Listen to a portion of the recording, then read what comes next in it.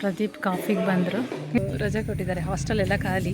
ಸ್ವಲ್ಪ long journey ಆಗುತ್ತೆ Shivamogga to Kalasa. Prayer ನಕ್ಕು ಗಡ ಗಡ ಗಡ ಅಂತಿದೆ.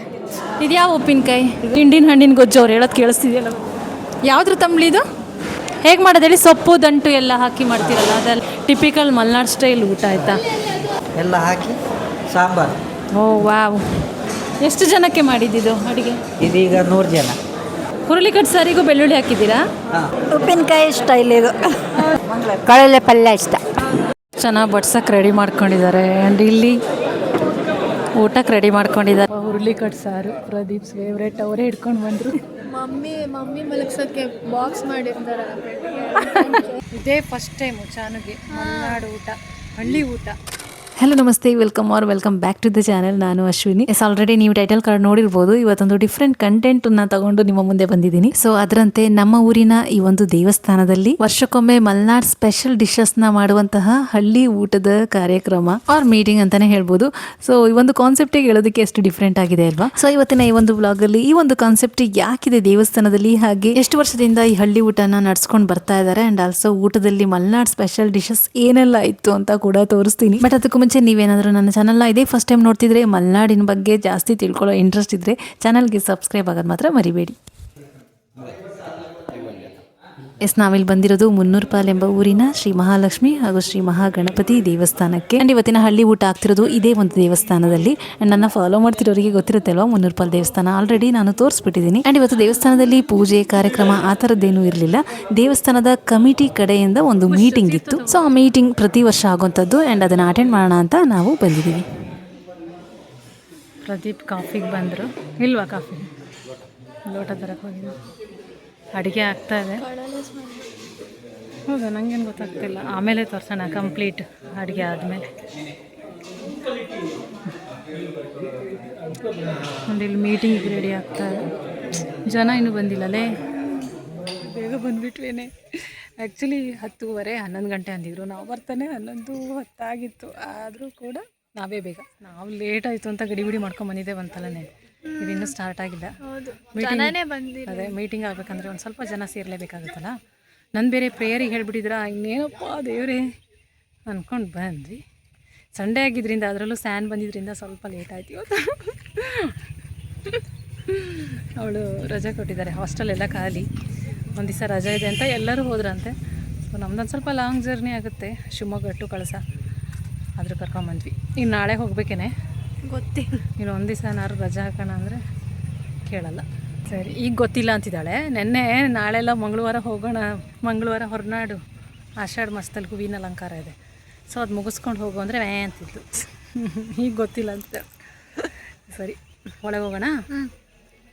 ಫೈನಲಿ ಮೀಟಿಂಗ್ ಸ್ಟಾರ್ಟ್ ಆಯಿತು. 12:00 ಆಯಿತಾ? ಪ್ರೇಯರು ನಕ್ಕು ಗಡ ಗಡ ಗಡ ಅಂತಿದೆ. ಎಸಾಗಲೇ ಹೇಳ್ದಂಗೆ ಇದು ದೇವಸ್ಥಾನದ ಕಮಿಟಿ ನಡೆಸ್ತಿರುವಂತಹ ಮೀಟಿಂಗ್, ವಾರ್ಷಿಕ ಮಹಾಸಭೆ ಅಂತಾರಲ್ಲ ಅದೇ. ಆ್ಯಂಡ್ ಈ ಮೀಟಿಂಗ್ನಲ್ಲಿ ಪ್ರೇಯರ್ ಒಂದು ಮಾಡ್ಕೊಡ್ತೀರಾ ಅಂತ ದೇವಸ್ಥಾನದ ಕಮಿಟಿ ಕಾರ್ಯದರ್ಶಿಗಳೇ ಫೋನ್ ಮಾಡಿ ಕೇಳಿದ್ರು. ಸೊ ಒಪ್ಕೊಂಡೆ. ಬಟ್ ಅದೇನೋ ಗೊತ್ತಿಲ್ಲ, ಮನೇಲಿ ಎಷ್ಟು ಚೆನ್ನಾಗಿ ಹಾಡ್ತೀವಿ ಅಂತ ಅನ್ಸಿರುತ್ತೆ, ಅದೇ ಸ್ಟೇಜ್ ಮೇಲೆ ಮೈಕ್ ಮುಂದೆ ಅದು ಏನಾಗುತ್ತೋ ಗೊತ್ತಿಲ್ಲ, ಎಲ್ಲ ತಲೆ ಕೆಳಗಾದಂಗೆ ಆಗುತ್ತೆ. ಬಟ್ ಮಗಳು ಹೇಳಿದ್ಲು, ಇಲ್ಲಮ್ಮ ಚೆನ್ನಾಗಿ ಬಂತು ಅಂತ. ಅಗೇನ್ ನನಗೆ ಮಾತ್ರ ಸ್ಯಾಟಿಸ್ಫ್ಯಾಕ್ಷನ್ ಇಲ್ಲ ತೋರಿಸೋದಕ್ಕೆ ನಿಮಗೆ. It's okay. ಮೀಟಿಂಗ್ ಕಂಟಿನ್ಯೂ ಆಗ್ತಾ ಬಂತು. ಆ್ಯಂಡ್ ಇಲ್ಲಿ ವಾರ್ಷಿಕ ವರದಿ ಅಂತಿರುತ್ತಲ್ಲ, ಅಂದರೆ ಜಮಾ ಖರ್ಚು ಇದನ್ನೆಲ್ಲ ಕೂಡ ಅಲ್ಲಿ ಸೇರಿರುವಂತಹ ಜನರ ಹತ್ರ ಶೇರ್ ಮಾಡ್ಕೊಳ್ತಾರೆ.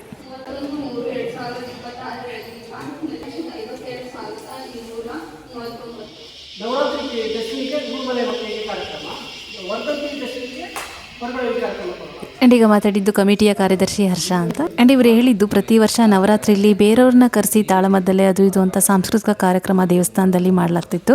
ಬಟ್ ಇನ್ನು ಮುಂದೆ ನವರಾತ್ರಿಯಲ್ಲಿ ಊರು ಮಹಿಳೆಯರು ಅಥವಾ ಮಕ್ಕಳಿಗೆ ಸಾಂಸ್ಕೃತಿಕ ಕಾರ್ಯಕ್ರಮ ನಡೆಸೋದಕ್ಕೆ ಒಂದು ಸ್ಟೇಜ್ ಕಲ್ಪಿಸೋಣ ಅಥವಾ ಅವಕಾಶ ಮಾಡ್ಕೊಳ್ಳೋಣ ಅನ್ನೋ ಒಂದು ಬ್ಯೂಟಿಫುಲ್ ಕಾನ್ಸೆಪ್ಟ್ನ ಅನೌನ್ಸ್ ಮಾಡಿದ್ರು. ಬಟ್ ಇದಕ್ಕೂ ಮುಂಚೆನೇ ನಾ ಸಿಕ್ಕಿದಾಗೆಲ್ಲ ಹೇಳ್ತಾ ಇದ್ರು, ಈ ಥರದೊಂದು ಪ್ಲ್ಯಾನ್ ಇದೆ, ನೀವೆಲ್ಲ ಸೇರಿ ಕಲ್ಚರಲ್ ಆ್ಯಕ್ಟಿವಿಟೀಸ್ ಕೊಡಿ ಈ ರೀತಿ ನವರಾತ್ರಿ ಟೈಮಲ್ಲಿ ಅಂತ. ಸೊ ಇದನ್ನು ಸ್ಟೇಜಲ್ಲಿ ಅನೌನ್ಸ್ ಮಾಡಿದ್ದು ನನಗೆ ಪರ್ಸ್ನಲಿ ತುಂಬ ಖುಷಿ ಆಯಿತು. ಮೀಟಿಂಗ್ ಆದಮೇಲೆ ಮೀಟಿಂಗ್ನ ಅಟೆಂಡ್ ಮಾಡಿದ್ದೀವಿ ಅಂತ ಒಂದು ಬುಕ್ಕಲ್ಲಿ ಸೈನ್ ಮಾಡೋದು. ಆ್ಯಂಡ್ ಇಲ್ಲಿ ನಾನು ಪ್ರದೀಪ್ ಅದನ್ನೇ ಮಾಡ್ತಾ ಇರೋದು. ಆ್ಯಂಡ್ ಇದಾದಮೇಲೆ ನಾನು ಇಷ್ಟೋ ತನಕ ಕಾಯ್ತಿದ್ದು, ಸೊ ಇವತ್ತಿನ ಊಟದಲ್ಲಿ ಮಲ್ನಾಡ್ ಡಿಶಸ್ ಯಾವುದೆಲ್ಲ ಮಾಡಿದ್ದಾರೆ ಅಂತ ನಿಮಗೆ ತೋರಿಸೋಣ ಅಂತ ಡೈರೆಕ್ಟಾಗಿ ಕಿಚನ್ಗೆ ಬಂದೆ. ಆಯ್ತಾ ಅಡುಗೆ ಎಲ್ಲ? ಏನೇನು ಮಾಡಿದ್ದೀರಾ ಅಂತ ತೋರಿಸ್ಲಾ? ತಡೀರಿ, ಇದು ಯಾವ ಉಪ್ಪಿನಕಾಯಿ? ಇಲ್ಲಿ ನೋಡಿ ತೋರಿಸು ಸ್ಯಾನ್, ಇದು ಕಳಲೆ ಉಪ್ಪಿನಕಾಯಿ ಕಾಣ್ತಿದೆಯಾ? ಇವರು ಅಡುಗೆ ಭಟ್ರು. ಹೆಸರು ಹೇಳಿ. ಮಂಜುನಾಥ್. ಮಂಜುನಾಥ್ ಅಂತ.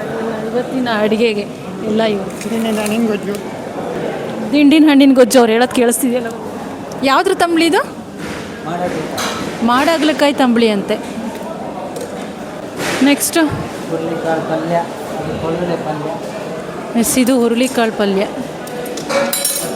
ಅಮ್ಮ ಇದೇನು ಹೆಂಗಿದೆ?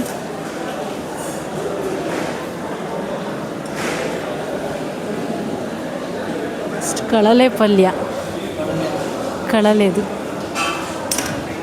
ನೆಕ್ಸ್ಟ್ ಇದು ಅಕ್ಕಿ ಕೇಸರಿ ಬಾತ್. ಏನು ಹೇಳಿ ಎಂತ? ಓ ಜೀರಿಗೆ ಸಾಲೆ ಜೀರಿಗೆ ಸಾಲೆ ಕೇಸರಿ, ಜೀರಿಗೆ ಸಾಲೆ ಅಕ್ಕಿದು ಕೇಸರಿ ಬಾತ್. ಕೇಸರಿ ನೋಡಿ. ತಡಿ ಇದೇನೋ ಇದೆ. ಇದೆಂತ ಪಾಯಸ? ಪಾಯಸ, ಸೀಮೆ ಅಕ್ಕಿ ಪಾಯಸ. ಕೇಸರಿ ನೋಡಿ. ಹೇಗೆ ಮಾಡೋದು ಹೇಳಿ? ಸೊಪ್ಪು ದಂಟು ಎಲ್ಲ ಹಾಕಿ ಮಾಡ್ತೀರಲ್ಲ ಅದೆಲ್ಲ? ಹಾಂ, ಸೊಪ್ಪು ದಂಟು ಎಲ್ಲ ಹಾಕಿ, ಬೆಳ್ಳುಳ್ಳಿ ಒಗ್ಗರಣೆ ಹಾಕಿ. ಹಾಂ, ಬೆಳ್ಳುಳ್ಳಿ ಒಗ್ಗರಣೆ ಹಾಕಿ ಸಾಂಬಾರು. ಟಿಪಿಕಲ್ ಮಲ್ನಾಡ್ ಸ್ಟೈಲ್ ಊಟ ಆಯಿತಾ? ನೆಕ್ಸ್ಟ್ ಇನ್ನೊಂದು ಉಳ್ಕೊಂಡಿದೆ. ಕಾಯಿ ಮತ್ತು ಹಲಸಿನ ಬೀಜ ಎಲ್ಲ ಹಾಕಿ ಸಾಂಬಾರು. ಓ ವಾವ್, ಪ್ರದೀಪ್ಸ್ ಫೇವ್ರೇಟ್ ಆಯಿತಾ? ಕಳುಲೆ, ಹಲಸಿನ ಬೀಜ, ಸೌತೆಕಾಯಿ. ಇನ್ನೊಂದು ಚಿಕಿತ್ಸೆ ಕಳಲೆ ಹಾಕಿದ್ದಾರೆ, ಸೌತೆಕಾಯಿ ಮತ್ತು ಹಲಸಿನ ಬೀಜ. ಹಾಂ, ಆಲ್ಮೋಸ್ಟ್ ಮೆಣಸಿನ್ಕಾಯಿ ಬೋಂಡ, ಹುರುಳಿ ಸಾರು. ಮಾಡಬೇಕಾ?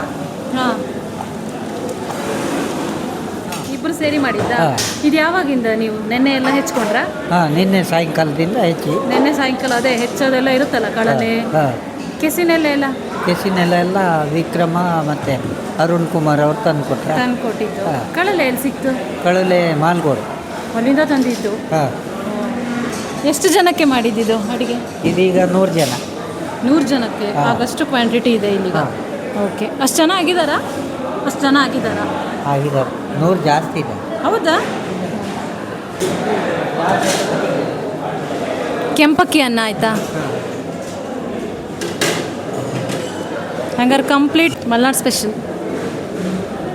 ಹುರುಳಿಕಟ್ಟು ಸಾರಿಗೂ ಬೆಳ್ಳುಳ್ಳಿ ಹಾಕಿದ್ದೀರಾ? ಹಾಂ, ಇವತ್ತೊಂದು ದಿವಸ ಎಲ್ಲ ಏನಿಲ್ಲ ದೇವಸ್ಥಾನ. ಯಾವುದು? ಹಾಂ, ತಂಬಳಿಗೊಂದು ಏನು ಹಾಕಿಲ್ಲಂತೆ.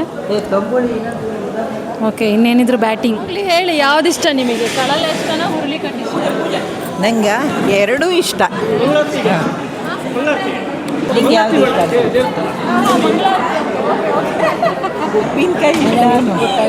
ಉಪ್ಪಿನಕಾಯಿ ಇಷ್ಟ ಇಲ್ಲಿದು. ಕಳಲೆ ಪಲ್ಯ ಇಷ್ಟ. ಮಲ್ನಾಡ್ ಸ್ಪೆಷಲಲ್ಲಿ ನಿಮಗೆ ಎಂತ ಇಷ್ಟ ಅಂತ? ನಮಗೆ ಅಂತ ಎಲ್ಲದು ಇಷ್ಟ. ಮಂಗಳಾರತಿ ಊಟಕ್ಕಿಂತ ಮುಂಚೆ ಎಲ್ಲ ಕೂತಾಗಿತ್ತು ಆಯಿತಾ? ಮಂಗಳಾರತಿ ನೆನಪೇ ಇಲ್ಲ.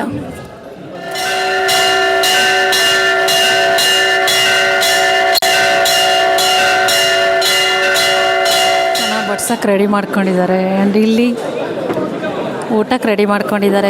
ಜನ ಜಾಸ್ತಿ ಇಲ್ಲ. ಇಲ್ಲಿ ಮಹಾಲಕ್ಷ್ಮಿ ಅಮ್ಮನವ್ರ ಮಂಗಳಾರತಿ ಮುಗಿಸ್ಕೊಂಡು ಡೈರೆಕ್ಟಾಗಿ ಊಟಕ್ಕೆ ಬಂದ್ವಿ. ಇದ್ರ ಮಧ್ಯೆ ನಾನು ಈ ಒಂದು ದೇವಸ್ಥಾನದಲ್ಲಿ ನಡ್ಸ್ಕೊಂಡು ಬರ್ತಿರುವಂತಹ ಈ ಹಳ್ಳಿ ಊಟದ ಸ್ಪೆಷಾಲಿಟಿ ಬಗ್ಗೆ ಸ್ವಲ್ಪ ಹೇಳಲೇಬೇಕು. ನಿಮಗೆ ಗೊತ್ತಿರೋ ಹಾಗೆ ಇದು ಆಷಾಢ ಮಾಸ, ಮಳೆಗಾಲ. ಸೊ ದೇಹ ಅಂತೂ ತುಂಬ ಥಂಡಿಯಾಗಿರುತ್ತೆ ಮಳೆಗಾಲದ ಎಫೆಕ್ಟಿಂದ. ಸೊ ಇಷ್ಟೋ ತನಕ ನೀವೇ ನೋಡಿರೋ ಹಾಗೆ ನಾವು ಮಾಡಿರುವಂತಹ ಇವತ್ತಿನ ಎಲ್ಲ ಆಹಾರ ಪದಾರ್ಥಗಳು ಕೂಡ ಉಷ್ಣ. ಇವತ್ತಿನ ಅಡುಗೆಗೆ ಯೂಸ್ ಮಾಡಿರುವಂತಹ ಕಳಲೆ ಆಗಿರ್ಬೋದು, ಕೆಸು ಆಗಿರ್ಬೋದು, ಹುರುಳಿ, ಇದೆಲ್ಲ ಕೂಡ ಬಾಡಿಗೆ ಹೀಟ್ ಮಾಡುವಂಥದ್ದು. ಅಂಡ್ ನಮ್ಮ ಮಲೆನಾಡ್ ಸೈಡ್ ಮಳೆ ಬಂತು ಅಂದ್ರೆ ಎಷ್ಟು ಥಂಡಿ ಹಿಡಿಯುತ್ತೆ ಬಾಡಿ ಅಂತ ನಮಗೆ ಮಾತ್ರ ಗೊತ್ತು. ಸೊ ಇದರಿಂದ ಸ್ವಲ್ಪ ವಯಸ್ಸಾದವರಾಗಿರ್ಬೋದು ಅಥವಾ ಸಣ್ಣ ಮಕ್ಕಳಿಗಾಗಿರ್ಬೋದು ದೇಹಕ್ಕೆ ಥಂಡಿ ಹೆಚ್ಚಾಗಿ ಉಪ್ಸ, ಶೀತ, ಕೆಮ್ಮು, ಜ್ವರ ಬರೋ ಚಾನ್ಸಸ್ ಇರುತ್ತೆ. ಸೊ ಈ ಟೈಮಲ್ಲಿ ಈ ತರದ ಒಂದು ಫುಡ್ ನ ತಗೊಳ್ಳೋದ್ರಿಂದ ಬಾಡಿಲಿ ಹೀಟ್ ನ ಸ್ವಲ್ಪ ಕಾಪಾಡ್ಕೋಬಹುದು. ಐ ಥಿಂಕ್ ಈ ಒಂದು ಪಾಯಿಂಟ್ ನ ಇಟ್ಕೊಂಡೆ ಲಾಸ್ಟ್ ಟೈಮ್ ಏನು ದೇವಸ್ಥಾನದ ಕಮಿಟಿ ಮೆಂಬರ್ಸ್ ಇದ್ರು ಅವರು ಡಿಸೈಡ್ ಮಾಡಿ ಈ ಒಂದು ಬ್ಯೂಟಿಫುಲ್ ಹಳ್ಳಿ ಊಟ ಅನ್ನೋ ಕಾನ್ಸೆಪ್ಟ್ ನ ಸ್ಟಾರ್ಟ್ ಮಾಡ್ಕೊಂಡ್ರು. ಸೊ ನನಗೆ ಗೊತ್ತಿರೋ ಹಾಗೆ ಈ ಹಳ್ಳಿ ಊಟದ ಒಂದು ಕಾನ್ಸೆಪ್ಟ್ ಸ್ಟಾರ್ಟ್ ಆಗಿ ಆಲ್ಮೋಸ್ಟ್ 10ರಿಂದ 11 ವರ್ಷ ಆಗಿರ್ಬೋದು. ಬಟ್ ನಾನು ಬರ್ತಿರೋದು ಇದೇ ಸೆಕೆಂಡ್ ಟೈಮ್. ಸೊ 2 ವರ್ಷದ ಹಿಂದೆ ಒಂದ್ಸರಿ ಬಂದಿದ್ದೆ. ತಗೊಳಪ್ಪ ಹುರುಳಿ ಸಾರು ಪ್ರದೀಪ್ಸ್ ಫೇವ್ರೇಟ್, ಅವರೇ ಹಿಡ್ಕೊಂಡು ಬಂದು. ಸಗಲೆ ಕಳಲೆಗೆ ಪ್ರದೀಪ್ಸ್ ಮೋಸ್ಟ್ ಫೇವ್ರೇಟ್ ಅಂದೆ. ಬಟ್ ಅವ್ರಿಗೆ ಅದು ಇದು ಅಂತಲ್ಲ, ಮಲೆನಾಡಿನ ಎಲ್ಲ ಡಿಶಸ್ ಕೂಡ ತುಂಬ ಇಷ್ಟಪಟ್ಟು ತಿಂತಾರೆ. ಎಲ್ಲ ಥರ ಖಾರದ ಐಟಮ್ಸ್ ಇಷ್ಟ, ಬಟ್ ಸ್ವೀಟ್ ಅಷ್ಟಕ್ಕಷ್ಟೇ ಅವರಿಗೆ. ಆ್ಯಂಡ್ ನನಗೆ ಇದೆಲ್ಲದರಿಗಿಂತ ಜಾಸ್ತಿ ಪತ್ರೊಡೆ ಇಷ್ಟ. ಆ್ಯಂಡ್ ಪ್ರತಿ ವರ್ಷ ಕೂಡ ಈ ಹಳ್ಳಿ ಊಟದಲ್ಲಿ ಪತ್ರೊಡೆ ಮಾಡ್ತಾ ಇದ್ರು, ಬಟ್ ಈ ಸರಿ ಮಾಡಲಿಲ್ಲ. ಆ್ಯಂಡ್ ಈ ಆಷಾಢ ಮಾಸದಲ್ಲಿ ಪತ್ರೊಡೆ ಮಾಡಿ ತಿನ್ನೋ ಪದ್ಧತಿ ಉಂಟು ನಮ್ಮ ಮಲೆನಾಡು ಸೈಡ್. ಸೊ ನಾನು ಇನ್ನೂ ಮಾಡಿರಲಿಲ್ಲ, ಹಾಗಾಗಿ ಇಲ್ಲೂ ಕೂಡ ಸಿಗಲಿಲ್ಲ, ಸ್ವಲ್ಪ ಬೇಜಾರಾಯಿತು. ಆ್ಯಂಡ್ ಈಗ ಬಡಿಸಿದ್ದು ದಿಂಡಿನ ಹಣ್ಣಿನ ಗೊಜ್ಜು. ಆ್ಯಂಡ್ ಇದು ನಮ್ಮ ಮಲೆನಾಡು ಸೈಡ್ ಮಾತ್ರ ನೋಡೋಕ್ಕೆ ಸಾಧ್ಯ. ನನ್ನ ಮಗ ಬೋಂಡ ತಿಂದಿಟ್ಟಿದ್ದು ನೋಡಿ, ತೋರಿಸು ಬುಷ ಎಂತ ಆ ಥರ. ಮಮ್ಮಿ ಮಲಗ್ಸೋಕ್ಕೆ ಬಾಕ್ಸ್ ಮಾಡಿರ್ತಾರಲ್ಲ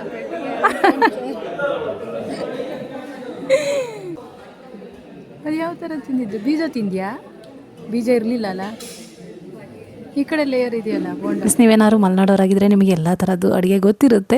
ಸೊ ಅದರಲ್ಲಿ ಯಾವುದಿಷ್ಟ ಅನ್ನೋದನ್ನು ತಿಳಿಸಿ. ಆ್ಯಂಡ್ ನೀವೇನಾದ್ರು ಬೇರೆ ಊರಿನವರಾಗಿದ್ದರೆ ಖಂಡಿತವಾಗ್ಲೂ ಇದರಲ್ಲಿ ಮಾಡಿರುವಂತಹ ಒಂದೊಂದು ಫುಡ್ ನಿಮಗೆ ವಿಭಿನ್ನವಾಗಿ ಕಂಡಿರ್ಬೋದು. ಐ ಮೀನ್ ದಿಂಡಿನ ಹಣ್ಣಿನ ಗೊಜ್ಜು, ಮಾಡಾಗಲಕಾಯಿ ತಂಬುಳಿ, ಹಾಗೆ ಕೆಸುವಿನ ಹುಳಿ ಕೂಡ ಕೇವಲ ಮಲೆನಾಡಲ್ಲಿ ಮಾತ್ರ ಅಂತ ನಾನು ಭಾವಿಸಿದ್ದೀನಿ. ಬಿಕಾಸ್ ನನಗೆ ಗೊತ್ತಿರಲಿಲ್ಲ. ನನ್ನ ತಾಯಿ ತಂದೆ ಸೌತ್ ಕೇಂದ್ರ ಆಗಿರೋದ್ರಿಂದ ಈ ದಿಂಡಿನ ಹಣ್ಣಿನ ಗೊಜ್ಜಂತೂ ನಂಗೆ ತುಂಬ ವಿಚಿತ್ರವಾಗಿ ಅನಿಸಿತ್ತು. ತುಂಬ ಹುಳಿ, ತುಂಬ ಖಾರ. ಸೊ ಇಷ್ಟು ಹುಳಿಯಾಗಿರೋ ಗೊಜ್ಜನ್ನು ಅನ್ನಕ್ಕೆ ಹೇಗೆ ಕಲಿಸ್ತಾರೆ ಅಂತ ಒಂದು ರೀತಿ ವಿಚಿತ್ರವಾಗಿ ನೋಡ್ತಾ ಇದ್ದೆ. ಬಟ್ ಈಗ ನನಗೂ ಕೂಡ ಇಷ್ಟ ಇದು. ಆಯಿತು ಸ್ಯಾನ್, ಇದೇ ಫಸ್ಟ್ ಟೈಮು ಚಾನುಗೆ ಮಲೆನಾಡು ಊಟ, ಹಳ್ಳಿ ಊಟ.